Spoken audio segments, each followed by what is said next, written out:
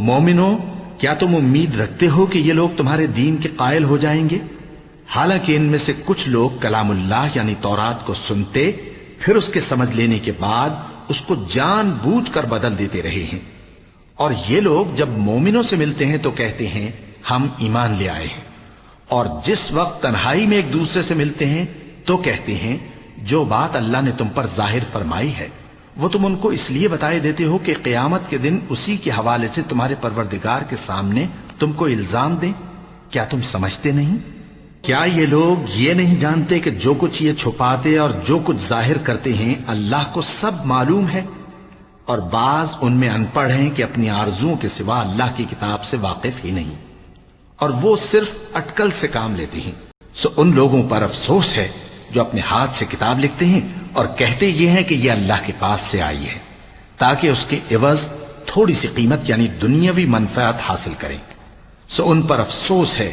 اس لیے کہ بے اصل باتیں اپنے ہاتھ سے لکھتے ہیں، اور پھر ان پر افسوس ہے اس لیے کہ ایسے کام کرتے ہیں، اور کہتے ہیں کہ دوزخ کی آگ ہمیں چند روز کے سوا چھو ہی نہیں سکے گی۔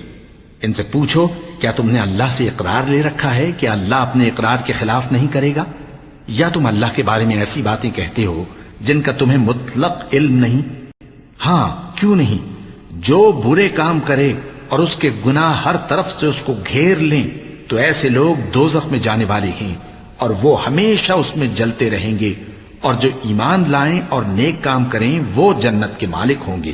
اور ہمیشہ اس میں عیش کرتے رہیں گے۔ اور جب ہم نے بنی اسرائیل سے عہد لیا کہ اللہ کے سوا کسی کی عبادت نہ کرنا، اور ماں باپ اور رشتہ داروں اور یتیموں اور محتاجوں کے ساتھ بھلائی کرتے رہنا، اور لوگوں سے اچھی باتیں کہنا، اور نماز پڑھتے اور زکوٰۃ دیتے رہنا، تو چند آدمیوں کے سوا تم سب اس عہد سے منہ پھیر کر پلٹ گئے۔ اور جب ہم نے تم سے عہد لیا کہ آپس میں کچھ تو خون نہ کرنا اور اپنوں کو ان کے وطن سے نہ نکالنا، تو تم نے اقرار کر لیا اور تم اس بات کو مانتے بھی ہو۔ پھر تم وہی ہو کہ اپنوں کو قتل بھی کر دیتے ہو، اور اپنے میں سے بعض لوگوں پر گناہ اور ظلم سے چڑھائی کر کے انہیں وطن سے نکال بھی دیتے ہو، اور اگر وہ تمہارے پاس قید ہو کر آئیں تو بدلہ دے کر ان کو چھڑا بھی لیتے ہو، حالانکہ ان کا نکال دینا ہی تم پر حرام تھا۔ یہ کیا بات ہے کہ تم کتاب اللہ کے بعض احکام کو تو مانتے ہو اور بعض سے انکار کیے دیتے ہو؟ تو جو تم میں سے ایسی حرکت کریں ان کی سزا اس کے سوا اور کیا ہو سکتی ہے کہ دنیا کی زندگی میں تو رسوائی ہو اور قیامت کے دن سخت سے سخت عذاب میں ڈال دیے جائیں۔ اور جو کام تم کرتے ہو اللہ ان سے غافل نہیں۔ یہ وہ لوگ ہیں جنہوں نے آخرت کے بدلے دنیا کی زندگی خریدی، سو نہ تو ان سے عذاب ہی ہلکا کیا جائے گا اور نہ ان کو اور طرح کی مدد ملے گی۔ اور ہم نے موسیٰ کو کتاب عنایت کی اور ان کے پیچھے یکے بعد دیگرے پیغمبر بھیجتے رہے، اور عیسیٰ ابن مریم کو کھلے نشانات بخشے اور روح القدس یعنی جبرائیل سے ان کو مدد دی۔ تو کیا ایسا ہے کہ جب کوئی پیغمبر تمہارے پاس ایسی باتیں لے کر آئے جن کو تمہارا جی نہیں چاہتا تھا تو تم سرکش ہو جاتے رہے، اور ایک گروہ انبیاء کو تو جھٹلاتے رہے اور ایک گروہ کو قتل کرتے رہے، اور کہتے ہیں ہمارے دلوں پر پردے ہیں؟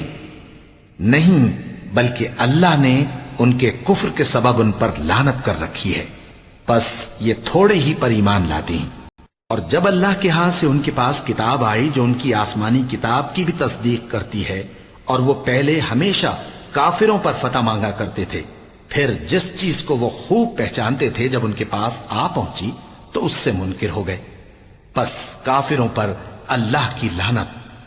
جس چیز کے بدلے انہوں نے اپنے تئیں بیچ ڈالا وہ بہت بری ہے،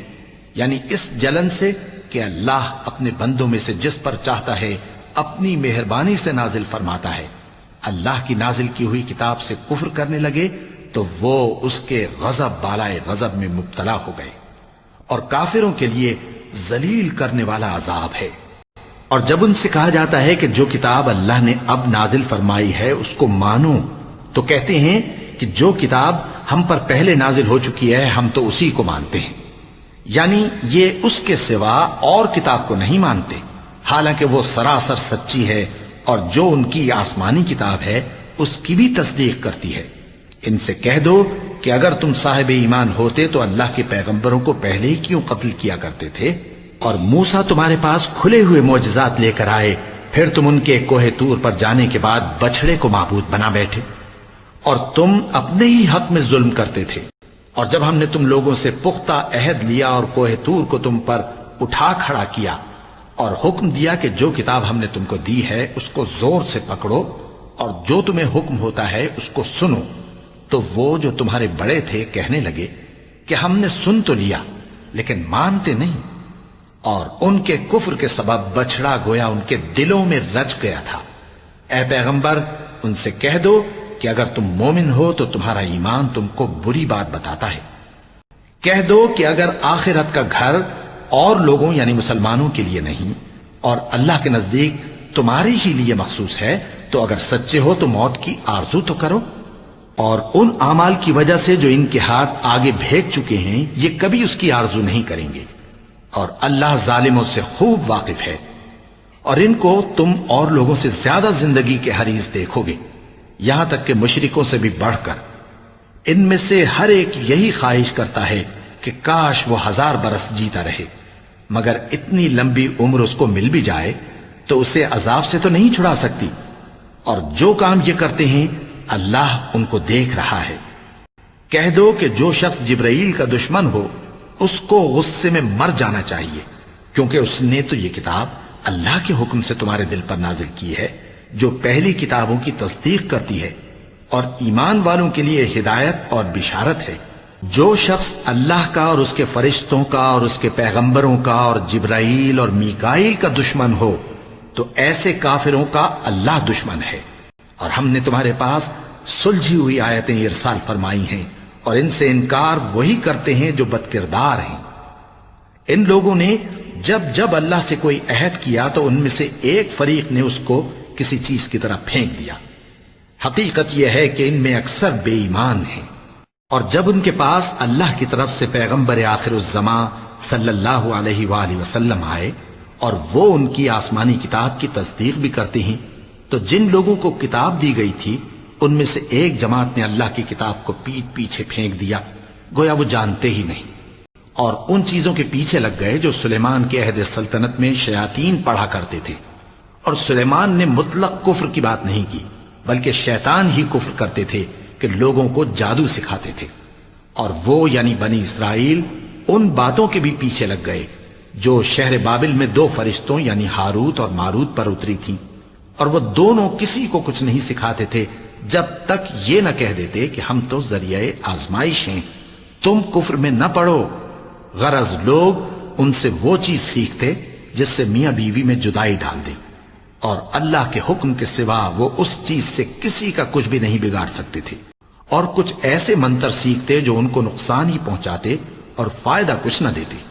اور وہ جانتے تھے کہ جو شخص ایسی چیزوں یعنی سحر اور منتر وغیرہ کا خریدار ہوگا اس کا آخرت میں کچھ حصہ نہیں، اور جس چیز کے عوض انہوں نے اپنی جانوں کو بیچ ڈالا وہ بری تھی، کیا اچھا ہوتا جو وہ اس بات کو جانتے۔